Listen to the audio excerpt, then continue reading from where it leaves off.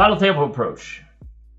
Okay, so this is like just my a few pieces of advice that I would recommend to you, and similar to what I do when I make final tables when I play tournaments. And the first thing is that when I make a final table, I sit back and I look at all the different stacks and I look at all the players and try to remember what their tendencies are, based on what I've seen, if I know them.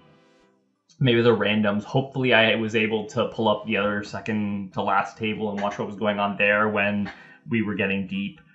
And basically have an idea of how am I supposed to play my stack relative to everyone else's stack. So if I have a medium stack, I'm probably going to be playing pretty snug at the beginning. If I'm the big stack, I'm going to be playing a few more pots. If I'm the short stack, I'm just going to be looking for a spot to get my chips in good. But also being aware that I probably have more equity to protect than I mentioned. We're going to keep coming back to that. We've kept coming back to that. Protect your equity. That's so important in tournaments. And you have more of it than you think. So yeah, make a highly fluid game plan based on A, your stack, B, the stack distribution, and C, the tendencies of the other players at the table. It's really important that you pay attention to every hand at the final table, especially showdowns. I think a lot of people are like, oh yeah, it's important to pay attention to every hand, and then they just sort of I've railed them at final tables and watched them at final tables, and they'll be on Skype or Twitch or whatever, and I'm just like, what are you doing, man? This is a super important spot. Tons of money is on the line.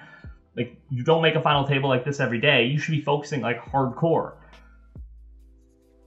And yeah, especially the showdowns. And it's important that your game plan is highly fluid. You should be willing to make pretty drastic changes to your strategy if you see people playing in a way that they probably shouldn't be playing with their stack. So if someone is the big stack and they're just playing really passive, folding a lot, letting you get away with a lot of opens, then you should keep opening hands. Even though they shouldn't be letting you do that, you should do that.